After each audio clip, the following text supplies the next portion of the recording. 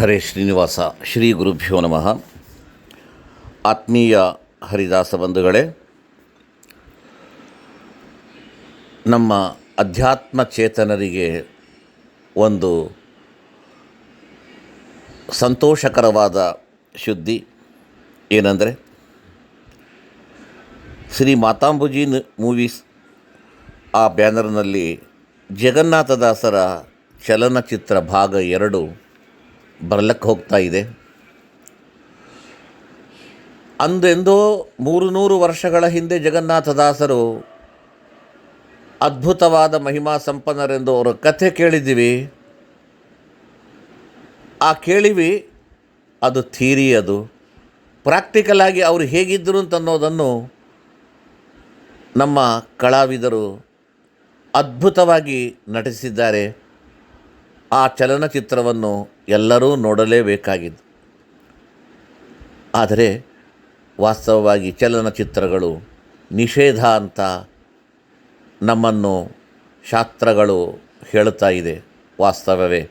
ಆದರೆ ಇದು ಅಸಖ್ಯವಾದ ಅಶ್ಲೀಲವಾದಂಥ ಚಲನಚಿತ್ರಗಳು ಅಲ್ಲ. ಯಾವ ಚಲನಚಿತ್ರವನ್ನು ನೋಡಿದರೆ ಅಥವಾ ಯಾವ ಸಾಹಿತ್ಯವನ್ನು ನಾವು ಕೇಳಿದರೆ ನಮ್ಮ ಹೃದಯ ಕರಗಿ ಭಗವಂತನ ಹತ್ತಿರ ಹೋಗುತ್ತದೋ ಅದು ನಮಗೆ ಮಾರ್ಗದರ್ಶನ.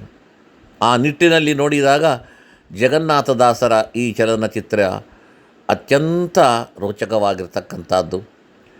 ಇದು ನಿಷೇಧವಲ್ಲ, ಭಗವಂತನಲ್ಲಿ, ಗುರುಗಳಲ್ಲಿ, ದಾಸರಲ್ಲಿ ಭಕ್ತಿಯನ್ನು ಪ್ರಬೋಧಿಸತಕ್ಕಂಥದ್ದಾಗಿದೆ. ಆದ್ದರಿಂದ ನಮ್ಮ ಎಲ್ಲರೂ ದಾಸ ಬಳಗದವರು, ಹರಿದಾಸ ಬಂಧುಗಳಾದ ಪ್ರತಿಯೊಬ್ಬರೂ ಕೂಡ ಈ ಚಲನಚಿತ್ರವನ್ನು ನೋಡಲೇಬೇಕು ಅಂತಂದು ಈ ಚಲನಚಿತ್ರದಲ್ಲಿ, ಜಗನ್ನಾಥದಾಸರ ಚಲನಚಿತ್ರ 2ನೇ ಭಾಗದಲ್ಲಿ ಪರಿಕಲ್ಪನಾ ಮತ್ತು ನಿರ್ದೇಶನ ಶ್ರೀ ಮಧುಸೂದನ್ ಹವಾಲ್ದಾರ್ ಅವರು, ಸಂಗೀತ ಶ್ರೀ ಮಧುಸೂದನ್ ಹವಾಲ್ದಾರ್ ಮತ್ತು ರಾಯಚೂರು ಶೇಷಗಿರಿದಾಸರು.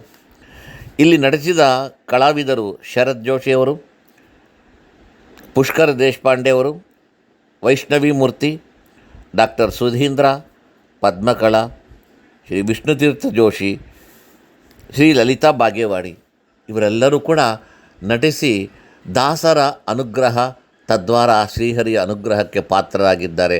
ನಾವೆಲ್ಲರೂ ಕೂಡ ಈ ಚಲನಚಿತ್ರವನ್ನು ನೋಡಿ ಕೃತಾರ್ಥರಾಗೋಣ. ಎಷ್ಟೋ ಇವತ್ತು ಗೊತ್ತು, ಚಲನಚಿತ್ರಗಳನ್ನು ತೆಗಿಬೇಕು ಅಂದರೆ ಎಷ್ಟು ಹಣ ಖರ್ಚು, ಎಷ್ಟು ತಲೆ ಕೆಡಿಸಿಕೊಳ್ಳಬೇಕು.